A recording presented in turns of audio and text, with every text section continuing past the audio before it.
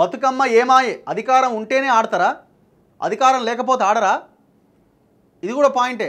బతుకమ్మ వేడుకల్లో కనిపించని BRS, పత్తాలని MLC కవిత, మహిళా నేతలు.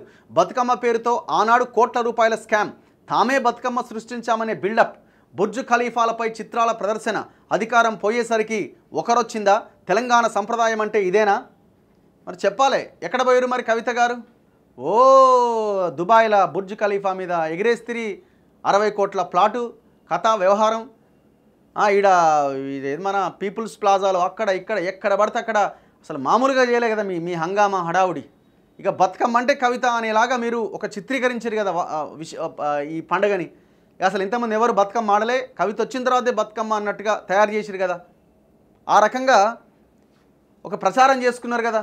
మరి అధికారం పోయింది, అధికారం పోయిన తర్వాత కూడా బతుకమ్మ పండుగ ఆడాలి కదా, మరి ఎందుకు ఆడతలేరు? నిన్న మొన్న వైరల్ అయితేనే పాత వీడియోలు ఇప్పుడు వైరల్ చేస్తున్నారు. మళ్ళీ ఇజ్జత పోద్దానో మరేమో. మరి బతుకమ్మ వలలో తెలంగాణను ఆగమాగం చేసే వలలో, సర్వం దోచుకున్న తిన్న కల్వ కుటుంబం వలలో, కనుమరుగాయ వలలో, 1,00,000 కోట్లతో వలలో, కాళేశ్వరం కట్టిండే వలలో, అందిన కాడికి దండుకుండే వలలో, అధికారం లేకుండా పాయే వలలో. ఇది ఇప్పుడు కల్వకుట్ల కుటుంబంపై తెలంగాణ సమాజం పాడుకుంటున్న పాట. కాంగ్రెస్ వాళ్ళ మీద, హైడ్రా మీద కూడా పాట వచ్చింది అనుకోండి. గత 10 ఏళ్ల కాలంలో తెలంగాణ రాష్ట్రాన్ని అన్ని రకాలుగా లూటీ చేసిన బీఆర్ఎస్ ప్రస్తుతం బతుకమ్మ వేడుకల్లో పత్తా లేకుండా పోయింది. 10 ఏళ్ల పాటు అసలు బతుకమ్మను తామే క్రియేట్ చేశామనే స్థాయిలో బిల్డప్ ఇచ్చిన బీఆర్ఎస్ ప్రత్యేకించి ఎమ్మెల్సీ కవితక్క బతుకమ్మకు బ్రాండ్ అంబాసిడర్ అంటూ ఫీల్ అయింది. బతుకమ్మను యావత్ సమాజానికి తామే పరిచయం చేసినట్టు, బతుకమ్మ పండుగ వస్తుందంటే చాలు 10 రోజుల పాటు బీఆర్ఎస్ ఎమ్మెల్సీ కవిత చేసిన హంగామా అంతా ఇంత కాదు. అప్పటి వరకు తెలంగాణలో బతుకమ్మను ఎవరూ ఆడలేదన్నట్లుగా పరిస్థితిని క్రియేట్ చేశారు. బతుకమ్మ ఉత్సవాల కోసం ఏకంగా స్పెషల్ ఫండ్ రిలీజ్ చేసి కాజేసిన సంగతి తెలిసిందే.